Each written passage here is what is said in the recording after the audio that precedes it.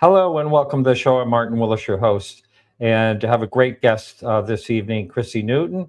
She was on once before. She's come a long way. I've done a lot of amazing things, a lot of great work over at the Debrief, and she also does a great podcast, interviews a lot of very interesting people. So it's a pleasure to have her on. So for those of you who follow this as a YouTube channel, you'll know that I was at the press conference today at the National Press Club. I'm currently in Washington, D.C.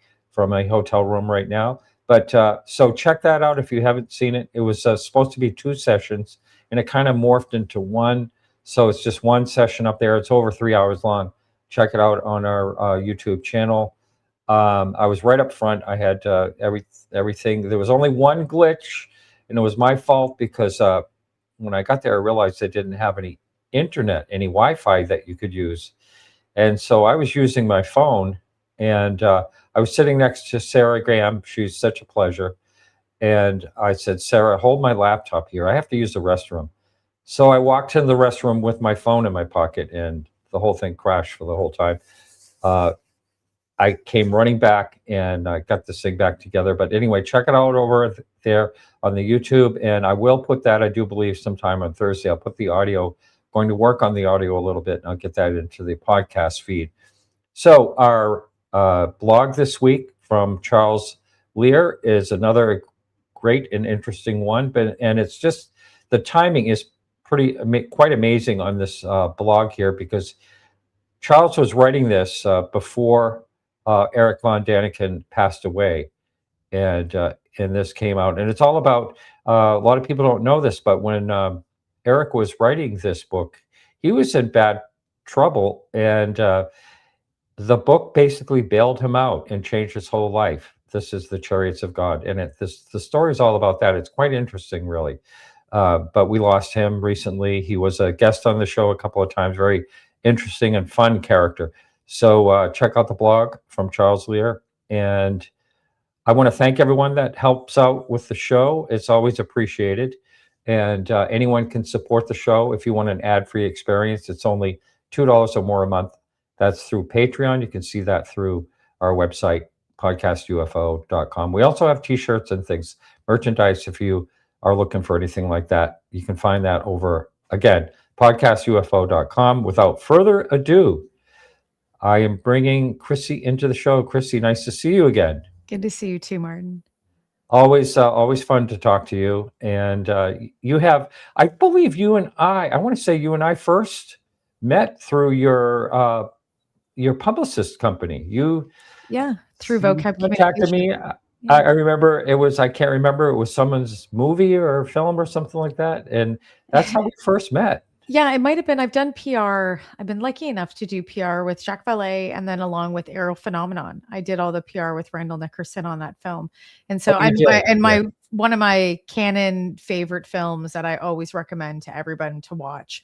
There's like, me too. Yeah, it's usually I say, just watch that one first. That's what I tell people. It's such, first of all, Randall, I love Randall. He's been a good friend for a long time. And years ago, when I saw his wildlife photography in Africa, I said, oh my God, this man he's kind of an artist, genius, perfectionist. And that's just what the film was. I mean, and that film was all set to go to theaters, and then the pandemic, COVID came, and he had beautiful music and beautiful scenery. I mean, what a show that is. But as I say, if people ever ask me what's my favorite of all cases, that is it right there. Because that will turn someone that's a non-believer, that that things are, whatever it is, visiting us, into someone that says, wow, that's really something. Except my sister. I sat down and showed my sister the movie and the whole thing. We go through the whole thing, and she's okay. Let's see. Why don't we have spaghetti tonight? She's absolutely not interested. And her husband, who used to work at Los Alamos Labs, he's a physicist, scientist, and he says, oh yeah, we very well could be, he's all like, yeah, we could very well be visited by whatever, but she's just like, nope, not gonna even, yeah. Yeah, she's I'm like, glad you thanks. do that. Yeah, she'll send me some stupid UFO thing sometimes, an email or whatever. But yeah, she has absolutely no interest. My other sister was actually in the live stream I did today at the press club, so she has Oh, nice. interest in it. But yeah, but anyway, you've done so much since we last spoken, and It's been a while. I think has been a huge success, and you're part of that. What's it like? Thank you. Sorry, I didn't hear the last part. You cut out there. Oh, I'm sorry, and it might be, I'm using this microphone. I'm not sure how it's working here. It's I okay. said, how are you enjoying Oh, being? just life in general? I guess, yeah, I'm like, I look at success like, I guess it is success, I guess, or just accolades of things in my career, but there's just so much more I want to do. I'm just happy I get to do it. I'm happy I get to like participate in this, that the strategies that I build in PR, that they work in UAP. Like I just, there's so much more around public relations and just, you know, the whole mechanics of PR outside of just media around UFOs.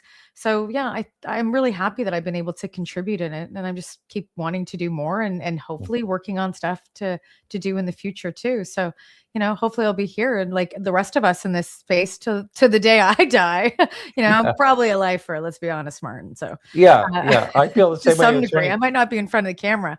I just might be Yeah. behind, showing up to things and being like, "Oh, these are all the new youngins that have showed up in this space." That are Oh in yeah, their, and so I'll say many. youngins in their 30s and 40s and 20s coming in, right? Yeah, Because I think and there's I like saw an that age today. thing with UFOs. Apparently, I saw it's a getting lot of younger, people but today, younger people today at the okay, great. press conference. It was very nice to see. And I had dinner with several people tonight, and Whitley Strieber was across from me, and we were both talking about doing this a long time, and he says, "Well, I'm going to stop when they put me in the ground." He said, "Otherwise, I'm going to just keep going." And I said, "Yeah, I have no plans on stopping. I think, it's such a mind-boggling topic, so fascinating to me, and I don't know how. Yeah. It's kind of hard to understand once you get interested in it, why you weren't interested and why other people aren't interested in it." Oh, for sure. And then how everything kind of intersects together. Once you, and then Hmm. all these rabbit holes that open up. That's what really has happened to me with UAP. I became really deeply interested in national security, which I never thought would happen, but that's adjacent to it, obviously. So you start to learn more about that. As a Canadian, I've learned way more about American politics than I think I ever would have thought I've learned. More about technology and science, obviously working with the Debrief, but then looking at all the different types of propulsion systems potentially that people talk about that UAP, could be based on, or what kind of propulsion hopefully maybe it's using, if it is using any type of propulsion. So like stuff to that Mhm. degree. Like it's always been very interesting to learn consistently, and you never stop. And then sometimes I also get to a point where it's too much. We get into like little Yeah. bubbles where like everything's like at you at one time, and then you're just trying to keep up with all the information and all the news consistently, and that's really hard too. So we go through these ebbs and flows. But what I've kind of realized with UFOs is usually in the winter, we usually get a lot of stuff in the summertime. Yeah. That's our ebbs and flows around August, September. We get hits with stuff if it's either films or news pieces. I find that to be the most consistent for us is throughout the summer. It's the busiest in UAP, people talking about it. It's probably because people are out there now, like hosting events or doing films or doing other Mhm. things. So that's why, and more people are willing to travel during the summer months. But yeah, it's been fun. And I'm just so glad I started doing like looking at UFOs when I was a little girl into now being a lot older. Yes, you're. Yeah. I do remember when you were on last time, which was quite a while ago. I can't remember I think exactly it's been when. at least 2 or 3 years, I I think. think it's been longer than that, actually. Okay. All right. Yeah, maybe. Yeah, but anyway, I do believe you said your father had a UFO sighting, He did, yeah. In and Pembroke, there just was a north of Ontario. flashlight involved. Is that did he flash at it Oh, or something? no, it Am I wasn't a confusing flashlight. something? Yeah, Yeah. no, you're close. Good memory though. So it was in Pembroke, Ontario, in that region, on a highway. He was with a group of friends, and he saw a UFO with them. And the short of it is that they pulled over and got out of the car and flashed their high beams at it. My dad did on Oh, the vehicle, and then the UFO flashed back at them. yeah. So it was, That's it. yeah, it was Yeah. intelligently piloted, which is Yeah. wild. And so my dad took a photo of it, and when I was a little girl, he showed me that photo. He still has like the negative in the space. sorry, in his safe. So one day I've That's said good. to him, I was like, you got to take it out of the safe. And he's like, I will. I said, because I want to develop it so that I can make it into like a really big piece of art and put it in my kitchen. So, and he's like, Oh, all that's right, funny. Chrissy. He's given me other stuff though that he's had as documents and things that he's collected over the years. And I start now have been passed down some of that material. So, and I have it hanging on my wall now, laminated or protected, Yeah, so that I can pass it down to maybe my nephew or who knows, yeah, to somebody who loves this topic as I get older. right. And so I think that probably contributed to your interest. Would you say that? Oh, immensely. The Yeah. funny thing is, my dad and I haven't really talked UFOs so much in the past. We talk a lot about world politics. Uh-huh. Right now, every time we get together, there's a place called Swiss Chalet in Canada where it's like chicken and fries. It's like it's a very known kind of like place that people go. And my dad and he loves Swiss Chalet, so we will go to Swiss Chalet together and we will talk about what's going on in China. We talk about what's just happening on the world, and then good and bad. Talk a lot heavily about Canadian politics, American politics, but yeah, we talk a lot about world issues, my dad and but Yeah. my whole family does, to be honest. We're one Yeah. of those people. But we haven't Got really it. in the past couple months have not talked a lot about UFOs.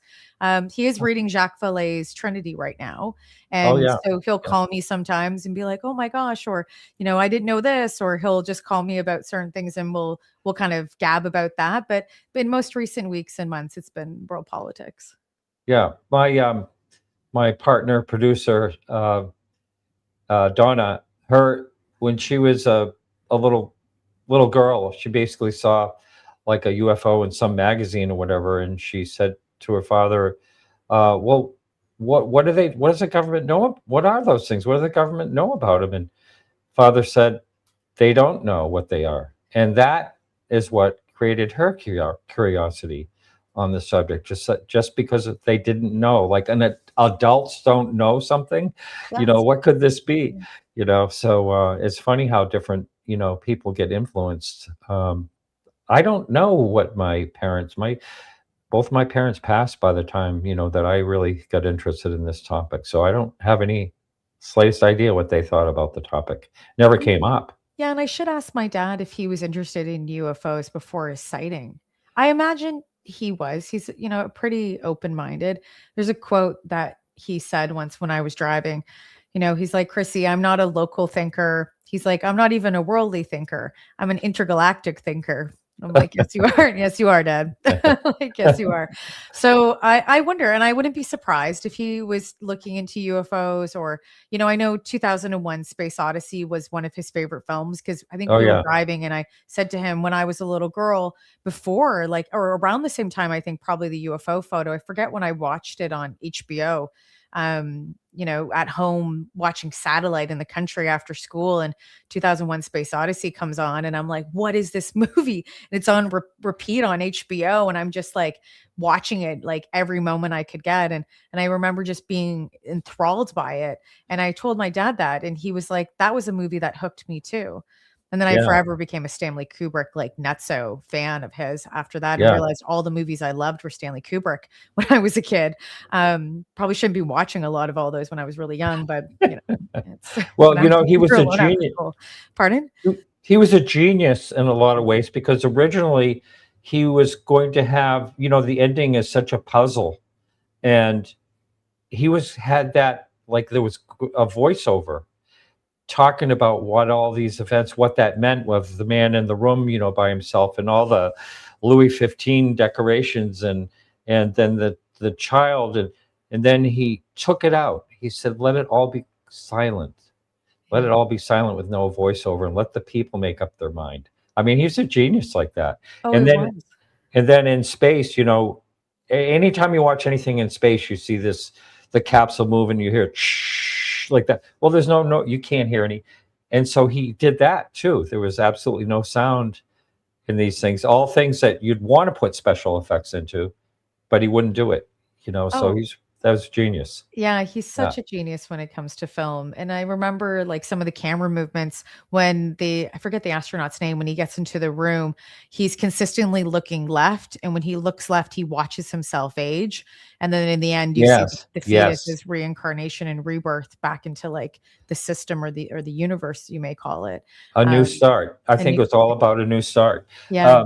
So now we're at a really good place because we can talk about Hal a little bit, which I thought was Oh, good old Hal. that character. I mean, it's where we are kind of today in a lot of ways. With artificial intelligence and where we're headed. And I know that our conversation, I wanted to talk a bit about this because you've done a lot of looking into AI and different things. One of them is the Neuralink, I believe, or whatever it's called, that Musk is involved in, and all those things. But I want to, of course, talk about it in the realm of UFOs, because I do believe that it plays a role in the possibility of, we may find out quicker, if we're going to find out at all, what's going on through the help of AI. And what are your thoughts in general about that?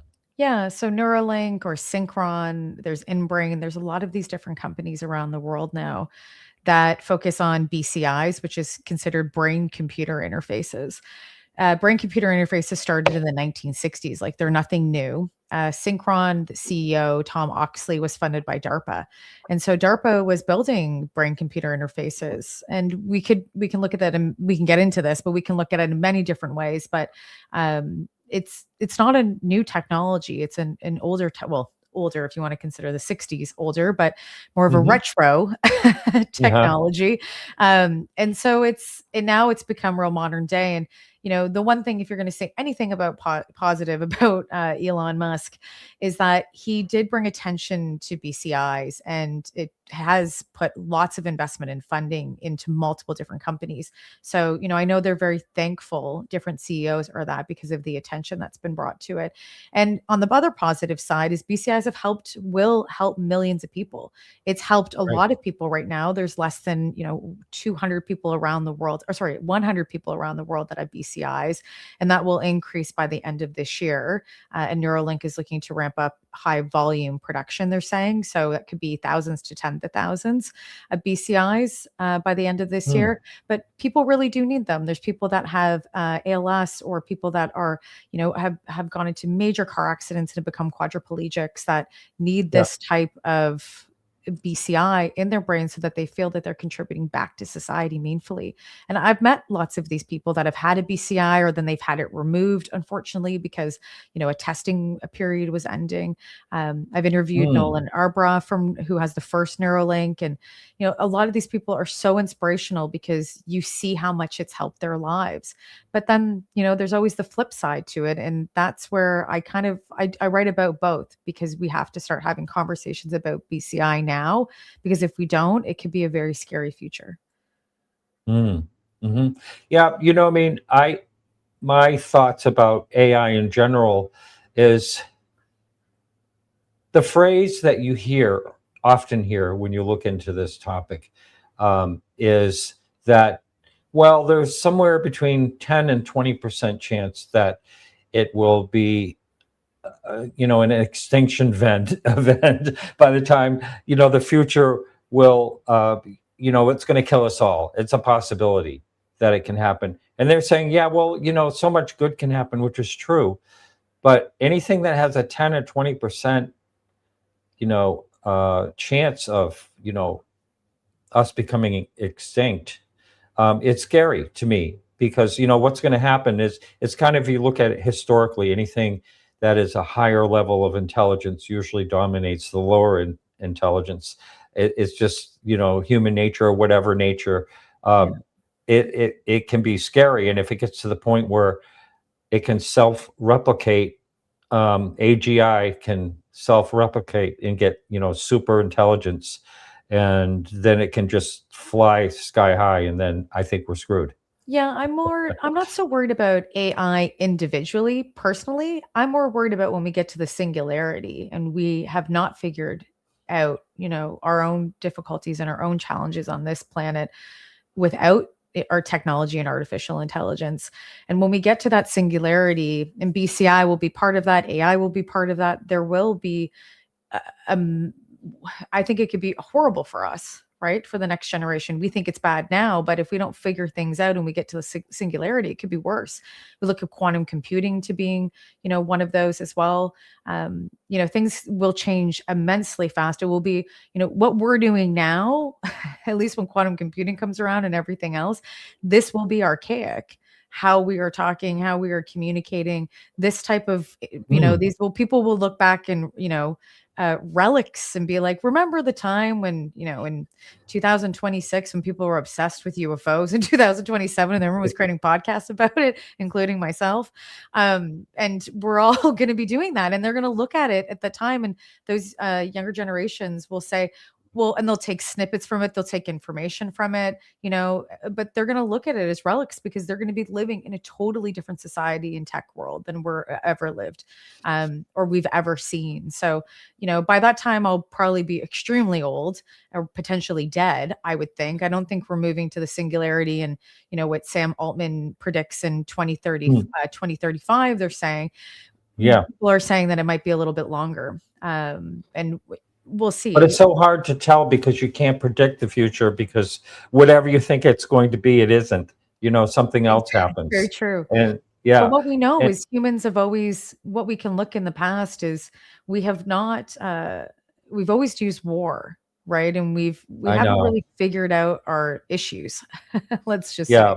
We are a warring society for sure. Well, I think the military industrial complexes, I don't think it's the people. I think it's the system that we let guide us and let protect us at times, and realize that it does have a massive handle on how we think and how we operate in society.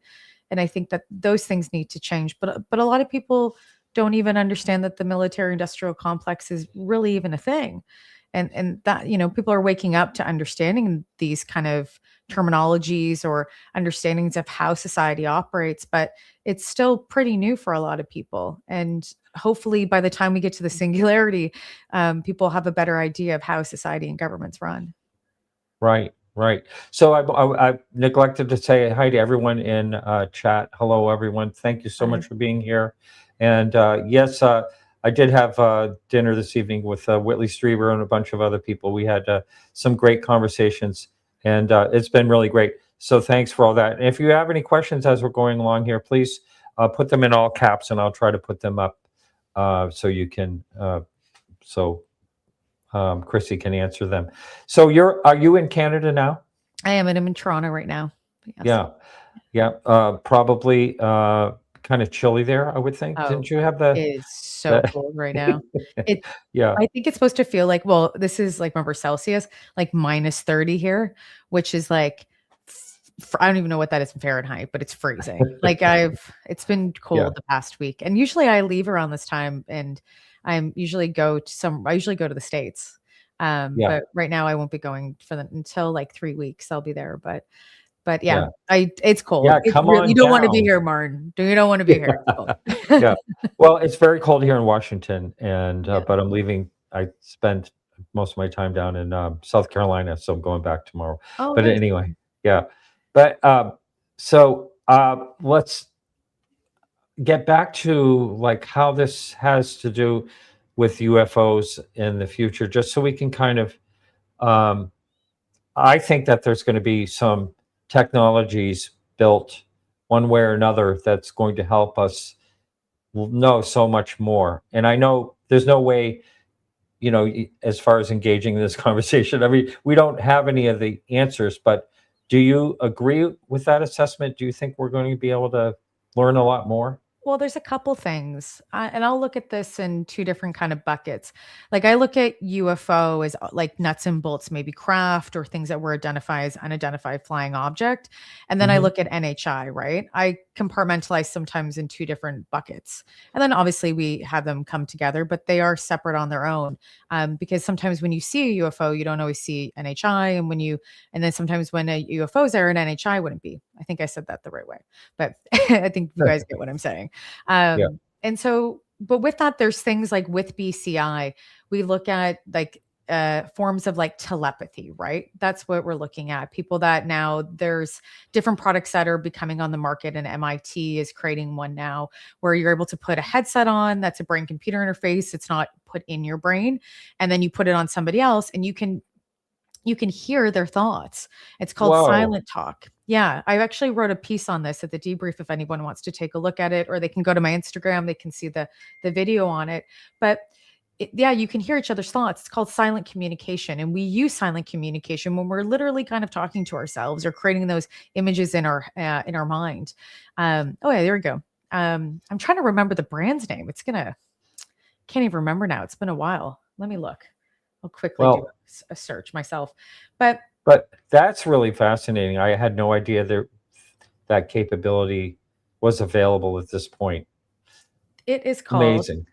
Oh my gosh, what is it called now?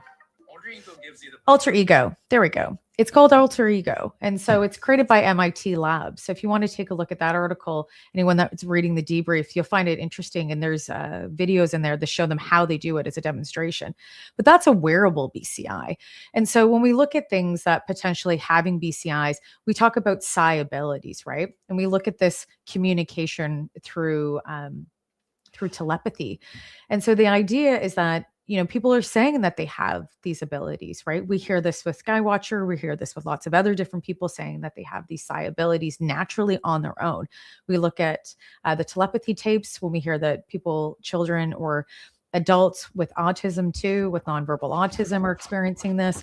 So there's this cross intersection when it comes to those things that do overlap with NHI, or I would say UAP, which we find really interesting. We see psi abilities have overlapped, obviously, with people saying that they're able to then talk or communicate with UFOs. So and none of this is obviously proven in that context of evidence, let's say, but these are just cross intersection that I've seen with things that are being developed now, and then also what people have said on the other side, right? When we look at the paranormal or we look at other alternative science conversations. The other thing that I thought was really interesting, and I haven't said this yet, and I'm going to write about it, and I have a quote from a CEO.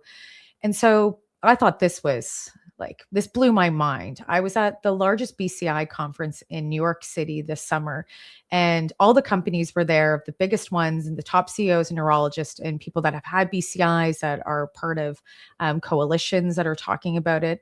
And they're saying, oh, yes, please do subscribe. And they are saying that, sorry, I read it myself. And they are saying that there's such things when you have schizophrenia or any mental health disorder or psychiatric disorder. Schizophrenia, people see delusions, right? And at times, and they're not sure if those delusions are real or not. And so there's different companies right now looking at the mental health aspect of BCI and being able to then put a BCI in someone's head that has schizophrenia. So when I asked, I won't say who the CEO now is, but when I asked him, no, let's look at this from a different perspective. I said, so if somebody has schizophrenia and I give them a BCI, that BCI is going to be able to tell me or tell them that what they're seeing is real or a delusion. And they said, yes. And I said, so what if the BCI in someone with schizophrenia sees something, but then the BCI tells them that it's not a delusion when the other people obviously can't see it as well? And so what I'm alluding to is potentially NHI. So we might have BCIs in the market where we're able to then have these things if people are using them. I'm not going to say from a commercial perspective, but are able to then identify if they're seeing something, that chip or sensor in the brain would be able to say, yes, that person, what they saw was real. So it's another way of a sense, right? It's another way of a sensor to be able to track, you know, if people are seeing NHIs or what they're seeing, if they're having a hallucination or it's not. So that's fascinating in our field, right? It's very fascinating. And so I'm planning on writing a piece around this at some point shortly, because when I was talking to the CEO, his mind wasn't thinking that like that. My mind kind of goes in both ways and directions when it comes to this type of science. I'm like, oh, well, this would be able to help us in the context of UAP or NHI, but then also we can look at it from obviously a natural kind of like science evolution process and helping people that have neurological disorders. Like there's so many different ways that BCIs will be able to create sensors and be able to measure and show the impact and data that we've never, ever had before. Very interesting. Mhm. Here's a question for you. If non-human intelligence is technologically advanced to a point far ahead of us, would they have already gone through their own singularity in their past? Very interesting That's question. a great that is, I would imagine so, but maybe their singularity would be different than ours, depending on what their tech is. Um, or maybe they're living in their singularity. I don't know. Also, I haven't got to singularity yet, so I'm not sure what it's like. Can I answer Yeah, that? I'll send you a note from the future. Right. yeah, that's When I right. get there Now, to the past. Yeah. I remember, I'm trying to think of his name who first started talking about singularity. Do you know who I'm talking about? Oh God. Rezwan, no, Oh, was it? no, it wasn't him. I was No. gonna say Uh, it was. I didn't know if it was Riz. Yeah. no, no, no, no, no. Okay. I'm sorry. Kurt, Kurt. Oh, yes, he's actually Canadian. Kurt from Toronto? Yeah, I, the um, podcaster? And I uh, believe he is I don't think he's a neuroscientist, but I believe he is a scientist. well, I'll look him up. Anyway, Okay. what I remember, uh, what he was saying is that basically we're not going to need our bodies. Potentially. Do I have that totally wrong? No, I think life will be very different in the singularity, but it won't be I don't think it's gonna be it probably won't happen until I imagine 70s or 80s. I would think. I have no idea. I just don't think it's soon. And also, I just can't see that maybe the tech we might have to some degree, that for sure could be possible. You know, we look at China and the quantum computing and we look at RAND reports and like they're way far advanced than we are in North America. So I think that the technology potentially could hit, but I don't know if society will move into that singularity. I think that when we look at the soft sciences, I'm very interested to see how that evolves because that has to evolve just as fast as the tech evolves because we're the ones that are going to be putting it into our bodies, maybe not, or also using it. So just because the tech hits doesn't mean that we're going to adopt. So we have to see what that adoption rate looks like. And right now, I don't know, we're in a very duality place world that I couldn't see a lot of people agreeing to specific things like consumer BCIs Yeah. in their mind. I think there would be a lineup, down the road for people that Hmm. want to advance their and put technology into their body even more. I can see that, but I also think there will be a massive aspects of society that are not going to want to do it as well. So that's why I think it's going to take society a lot longer to catch up than the tech too. But I could be wrong. Yeah, we all can be wrong. Whatever we're thinking about here. Ray Yeah, we'll see. Kurzweil. Ray Kurzweil, or that's who I was thinking of. Okay. He was talking about this for years and years. Uh, and he was one of these child prodigy people that he has quite a past. If anyone wants to look into him, he's a very interesting character. So here's another question here, and Philip, some nice comments from you today. Thank you, Philip. So Christy, what do you think about the Shag Harbor incident Hey, in Philip. Canada? I love the Shag Harbor incident in Canada. We have the most documentation. We have more documentation in Canada than Roswell has that there was a crash UFO. So I love it. I actually really want to go out to Shag Harbor. I've been meaning to go out there and just film and go to the museum and just learn a little bit more. So when I decide to, I think I'll probably be going out to PEI this year with my friend. And if I do, then I'll stop by Nova Scotia to see it because I really want to. I also want to go to Manitoba because we have like a UFO landing pad that I have not seen yet. And I should probably tell MJ Oh, Benice to go out there and take some photos for me. But uh, yeah, we have lots of like, Falcon Lake, oh unbelievable. yeah, Yeah. Falcon Lake, I think, is a really great case. Yeah. And I've seen that glove that he had that was like burned and same with the shirt and all of like the news Yep, the clippings grid too. marks and all that. I Yeah, think from the that after files. just for the person that is unfamiliar with that case, because there's a lot of new people that listen to Yes. this. Let's just do a nutshell about Falcon Lake.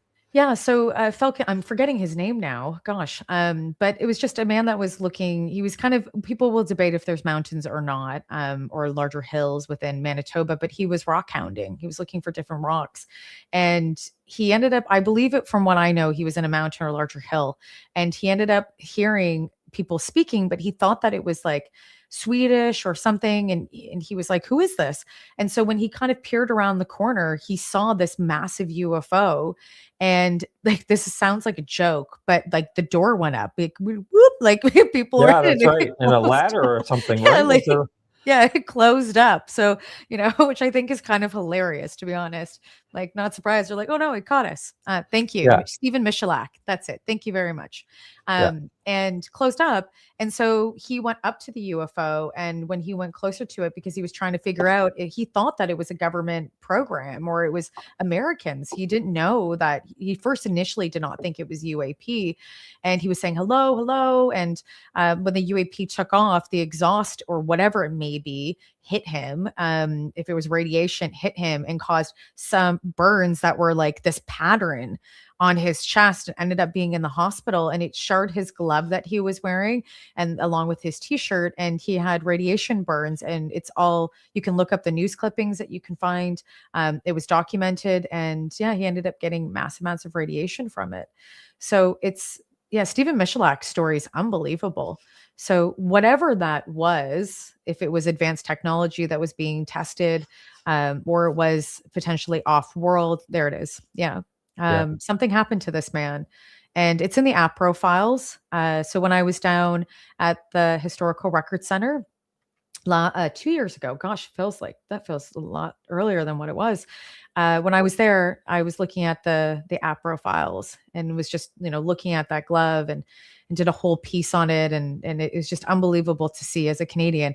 And Marler has like the soil sample as well in the app Oh, profile. So wow. it's like, as a Canadian, you're like, holy crap, like Yeah, this is like the yeah. mother load. And also just going to if anyone can, and I'm not sure if it's open to the public yet. But when David Marler does open it at some point, please try to go. It is unbelievable. Like, you will lose your mind in the amount of amazing historical context of information, evidence, you name it, that you can find in there. It just, I got so emotional when I was in there because I just couldn't believe the amount of information and history that we really do have around UAP. And Oh, yeah. and really I think it's the largest archive in the world right now too. I'm not sure if it beats Sweden or not. I know, Sweden, Claes Von has that huge, I wasn't, involved in that huge collection in Sweden, but I know it's right up there. And yeah, I mean, that's all incredible. I can't wait to make it out there someday and go through Sure. that. I haven't done that yet. But Yeah. it's such an interesting case in particular. And I was trying to think, there was another point I was going to make about it. I do believe that he was a lone witness, which is always, Yeah. too bad. But something definitely happened to him. Yeah. Something happened to him. And it's, you can see that the evidence, I don't think you're running around with radiation burns. Yeah, It just, you're not going to just get that. Yeah, no. but yeah, Like, it's and still, to create such a story that is, yeah, it doesn't make sense in this case, I feel. Yeah. right. But it is kind of funny when you hear stories like you said, the door opens and the ladder drops down, Well, it's said that, I like the think from what I Jetsons or know, it's something. like, yeah, Yeah, like yeah, it just closed yeah, up, and like yeah. got in, and it like then took off. Like, it's just, it's something you'd see in a movie or a cartoon, right? Yeah, right, right. Like Bugs Bunny would So, do that or something. I know we're kind of taking jags here and there. Someone put in the chat, the barbell case. Are you familiar with that one? The barbell? Yeah, No. Is that a no, Canadian case? I didn't think it was. I know of that one, No, but I anyway, don't. I'm not. I didn't know that's where that was in Canada. I thought that was just somewhere in the Midwest, where it was like a scientist that saw it through a scope in his gun or something. But didn't you have a story about someone aiming a gun at something? That was my dad. Was That your my dad's the Yeah, my same thing? dad. Yeah, so Yeah. when my dad's story, when he which is actually really interesting, and George Knapp's show on Netflix, my dad called me, right away, and he was like, Chrissy. He's like, have you watched it yet? And I said, no, I haven't watched it yet. It's like, I have now, but in the past, I said, no, I haven't watched it. I just haven't had the time yet. I'm going to. And he's like, that guy, when he put up his scope, his rifle to the UFO and it took off, he's like, that's what happened to me. And he told me that years and years ago, right? When I was a little kid. So what they did was they took out the rifle not to shoot at it, but to look through the scope to get a better look. And then once the UFO realized that there was a gun being pointed at it or something pointing at it, it then took off. And so they watched it instantly accelerate. And this happens in George Knapp's conversation or documentary that he did with Netflix. And my dad said to me, I have never ever met or heard of anybody else having that same experience. And I said, so at some point I will, when I see George Knapp, at some point I will, I'll tell him that, because I don't know if he knows the story, but I'll tell him that my dad is very similar to that when they put a rifle up. So what my dad was seeing was intelligently piloted. The conversation now that we're having is, was it, something that was off world or, unidentified, right? Or was it actually like Canadian American tech being tested? Because out in Pembroke, there was a secret base back in the 80s that no one knew about, where there was lots of different testing going on. And so it was close to that area. So we wonder. And my dad always thought, he said it was so tiny, like little kids could fit in it. So, but it was, yeah. And let's be honest, drone technology has been going on way earlier than what we have now. So they had drone technology within DARPA and the government in the 80s. So my dad might have been seeing some early testing that was being done, but he said the craft, like that's a pretty big craft still for testing, even if it was a drone, right? And there was no propulsion system, right? There was nothing to that degree that he could figure out. There was no sound, there was no nothing. And so for him, that's why it was so curious, because it was just really just there. And it was observing them, and it was intelligently piloted, because my dad was communicating with it with his headlights, which is wild to say. That really is wild. It's crazy. One thing you don't often think of, or maybe never think of at all, is that, if these are from, say, other planets, there's so many variables that could change the size of the being, for one. But, you think of, most star systems, most solar systems are binary. We're kind of unusual not being a binary. But that will affect, just like the moon affects things, and for evolution, the way things grow, as the gravity changes everything changes everything, is what I'm getting at. So for them to be our size when they come here, if they are coming from another planet, would be sort of on the rare side, I think. Well, yeah. Go ahead. Yeah, it could be. We look at, Bob Lazar, if people believe him or not, he said that little kids could fit into the, I know, I'm on the same boat too, Martin. But, but with that said, little kids he said that little kids look like it could be piloting that, right? It was so tiny when he was in the craft. Yeah. So that does, remark, and there was the 80s, was 79 when my dad saw his craft. So, there's a connection there. But again, we don't know. I only found out recently, actually, about that base about 2 years ago. So I'm starting to look into it more, and I'll look at different news clippings that will happen around those areas, because I believe the next day or the day after, there were UFO sightings in throughout Ontario, after my dad's sighting.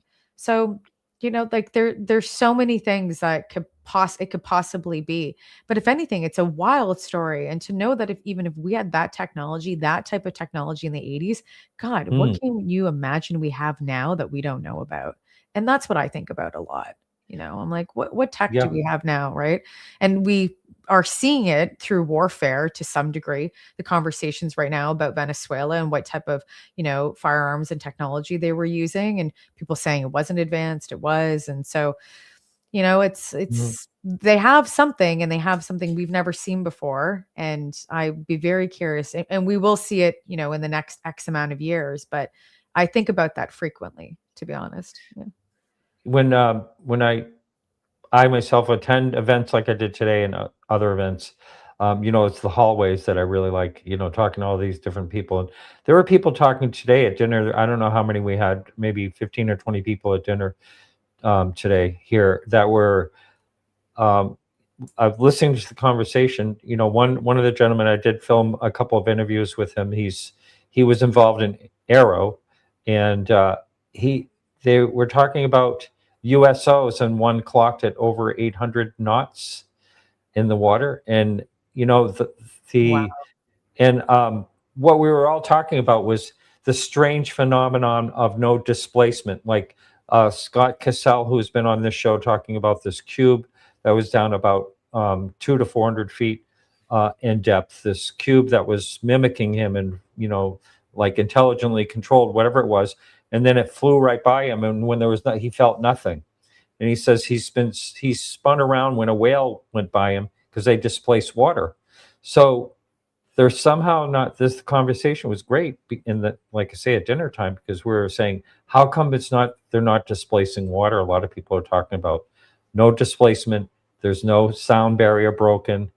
You know, maybe they go into places and there's no splash into the water, into the ground. Some people claim they see them going into the ground and all that. What the heck is going on? You know, I've never heard the ones going into the ground, like disappearing into the ground. I've heard of a couple people talk about it, but nothing like verified that anyone, you know, I mean, there was multiple witnesses or whatever, but I think didn't they talk about that at Skinwalker Ranch too, something like that. I've never heard that. I can imagine. I may be totally wrong on that one, but I did hear people say before that they saw them go into a mountain or something. Yeah, I've seen. Yeah, if it's a cave or to that degree, like an entrance, I could imagine that. Possibly, but I've not heard you know, like literally disappearing into the ground. The USO stuff is really interesting. I find, you know, I've been happy it's becoming a bigger conversation. That's for sure, because it needs to be. It's, you know, we always talk about the skies. For the longest period of time, we never talked about the water, and it just, when I've interviewed, you know, when I was doing the show on Discovery Channel, and I've talked about this, when I've interviewed that one seaman that was out there and he lived on the water, his partner and himself saw the UFO, but she was triangulating it. She was on the island and he was on the boat at that point in time. And the Coast Guard ended up seeing something too. And they weren't doing any type of exercises when we did the research. We ended up finding out that they were just doing low barge explosions. They weren't doing anything in the sky. So we had all this data to triangulate and then along with the video of a triangle UFO that was coming out of we didn't see it come out of the water. We saw it above him. He watched it come out of the water and it was underneath his boat. And this was off of Catalina Island, just by Los Angeles. Most people obviously know Catalina Island. And so it was unbelievable. And I remember saying to him, and I wish the show made a bigger deal of that, because I looked at him and I was like, after the show, I took him aside and I was like, I definitely think you saw something. Like, you know, I'm not the expert, but we're looking at all of the data from people that have all different experts that have put this together. And I'm looking at it and reviewing it with you. And I'm interviewing you, right? And your testimony to hear. But, you know, there's some people you believe, and then there's some people that are lying. And then there's people that have really experienced things. And you're like, I just said to him, it was unbelievable. And it was such a great story. And he had so much video and a wonderful testimony to go with it. Like, I was just flabbergasted. And so I want to speak to him more. At one point I probably will, if I'm back out in that area, because he was such a great witness as well. And he's like, I see this all the time. That's the other thing. Wasn't just new to him. And he's lived on the water a majority of his life as well. So just really interesting and totally different lifestyle than most people would have as well. So he would see things like that and he would know how to spot because he's lived on the water when a lot of people haven't. So I find the USO stuff just fascinating personally. I do too. Yeah. Here's another question someone posted here. Why hasn't anybody in Canada followed up with their former Minister of Defense, Paul Hellyer, claims about extraterrestrial intelligence claims? I don't know exactly what it's from Bob Lazar, by the way. You can see Bob Lazar. Oh, hey, Bob Lazar. Yeah. Bob, I So we haven't followed up on the claims per se. I was very lucky. I've spent time with Paul Hilliard before he passed, at his place, and he spoke a lot about UAP. But what he was really concerned about was actually the banking industry and the cabal, which are still massive conversations today. And UAP was an adjacent to it. But for Paul Hilliard, those claims about extraterrestrial life, I think that he had a lot of things that from what I know, he didn't have, it was a lot of stories that were been told from him and research that he did. I don't know if he had physical proof, not that I've ever seen. I'd actually have to talk to Victor Vigiani. And if that was his right-hand man at that point in time, and Victor's still in Canada, he's a Canadian researcher. But if that was the case, that evidence would have been out by now, I would imagine. But I do speak to the Canadian government, and I speak to the Office of the Science Advisor, and they have just come out with multiple studies. Where is this? Okay, well, I have to move my camera right now, so don't mind me while I do this because it's literally underneath me. This came out. Here we go. This was mailed to me last week. So this is our Canadian actual report. This is a letter from the government. And this is the physical report. So you know how in the States they do, obviously they have you can download it. Here we actually do a physical report when we talk about past and present observations. This is the census that they did throughout Canada. Yeah. And so it's really, really well done. There's a PDF that you can get online, and I'm not trying to sell the Canadian government. I just know that I've sat with them in Ottawa. I'm not like Vanna Whiting it here, but I've sat with them in Ottawa, and I asked them a lot of tough questions, and they asked me a lot of tough questions, and they were curious to what I knew and who I knew. And they are a group of scientists. They do brief the Prime Minister, so they would brief Mark Carney on any science that's coming through, advanced tech science that's happening, along with then UAP. And they thought that this was a real concern because they do think that there's something going on. They're just not sure. And what we're trying to do in Canada, and I know from what they're saying, is that they want to be transparent about it. And that's what's really important. And that's what I've been reporting, along with a lot of different journalists in Canada have been reporting as well, that the transparency is what the Canadian government is looking at, because they want to tackle misinformation and disinformation through UAP. But they're also looking at it from a national security perspective. But the other aspect, though, too, is that they don't, not saying that something's not here. They just aren't analyzing NHI. But they're saying for sure we are seeing things in our skies, and we have tons of data to prove it, and we have tons of it. We just don't know what it is yet. This is the initial report, and then after this, we'll go to Mark Carney's office, our Prime Minister, and then Mark Carney now will decide who decides to take over the UAP research, and he's looking at, hopefully, it would be our space arm within Canada to be able to take it over, not defense. And then if that ends up happening, it would be a little bit even more transparent. So, we're moving forward. Canada just takes a while. This took like 2 years to come out, and that was a lot longer after the first report came out in the United States. Wow. That's great that it exists. I had someone that was in one of James Fox's movies, The Program, former AARO. Some people call him the whistleblower, but I don't know if you'd really call him that.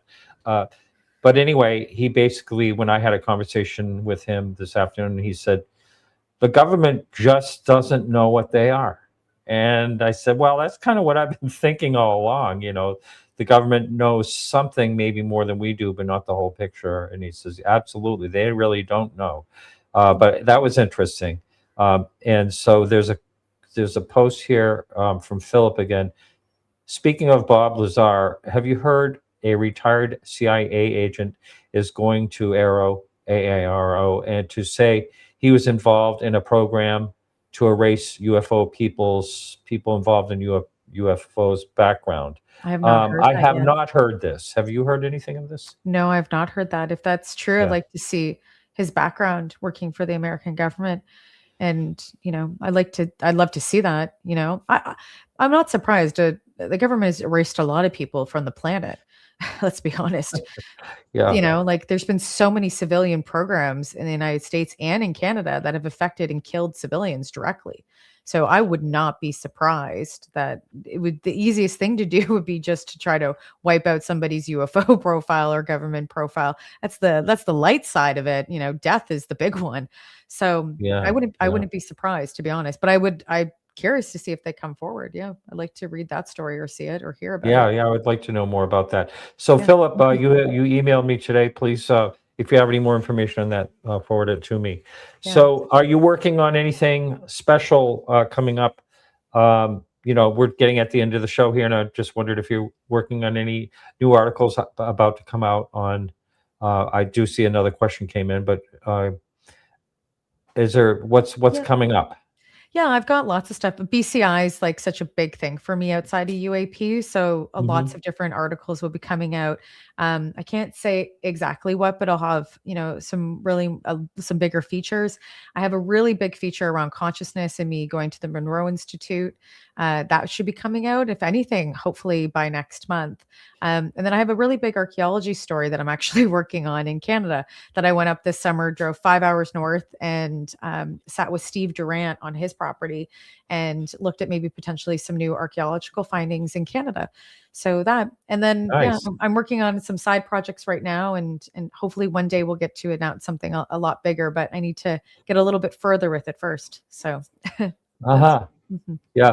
This is an interesting question here. Now I know Micah Hanks, a friend of yours and also on the debrief, called me because I was right underneath the Chinese balloon when it was shot down, which was just crazy timing. So here's the question here.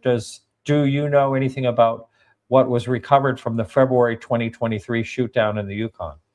So we don't know if anything was recovered. What I did hear on some intel chat, though, that when it was shot down, it like shattered like glass instantly. But it Really? Yeah, Wow. that it just like went into like just shattered so fast. But that, none of that's confirmed, but it's just something that I've heard that was going around, but again, not confirmed. But then there was also just the picture that came out. I imagine people saw it looked like a Pac-Man. And that's what the Canadian did. God, I love our UFO names like Spaghetti Monster, Pac-Man. Oh yeah, they're great. Jellyfish. Yeah, jellyfish. Right? It's hilarious. And so it looked like a Pac-Man, and so the Canadian Defense released that, and there was a whole article that came out talking about the defense, Canadian Defense, saying that they wanted to release the information initially when the shoot down first happened, but then they didn't because they weren't able to. And it's not that it was because it meant to be immensely classified. They knew that this potentially would be the problem, and it ended up being it. But with that said, they still have not released if they found anything, if they were able to recover anything, and what that Pac-Man image was, unless they don't even know themselves, right? That's kind of where we're at with that. But I would love to, I know the Yukon would be immensely hard, and if the debris shattered like glass, you would. You'd be maybe find remnants here and there if you're out there for hours or weeks or months. But if it was big debris pieces, you would think that we would have had or seen that, or other people would have gotten pieces at some point in time. But mind you, very cold. Like it's not like it's crashing over. Yeah. It's like it's freezing in the Yukon. So it would be really hard to get a crash recovery. You could do it, but it would take a long time as well. Yeah. And for what, it's pretty barren, right? It's very, very barren. Yeah. Yeah. And not many people in that region whatsoever. Can't blame them. Yeah. Well, it's been so much fun. Now, and it's like, -30. Yeah, right. Yeah. And we mentioned earlier the app profiles. So next week's guest is Alan Levine. He's a longtime researcher, was involved in AppPro, and he was actually the first one to interview Travis Walton before Travis was even interviewed by the police or anything. So he's been around a long time. He's been involved in it, and he's our guest next week. So I want to thank you so much, Chrissy. It's always a pleasure talking to you. You too, Martin. Thanks for having me. Good to see you. All right, everyone. So thank you, and we'll see you next week. Thanks so much, everyone. Keep your eyes to the sky.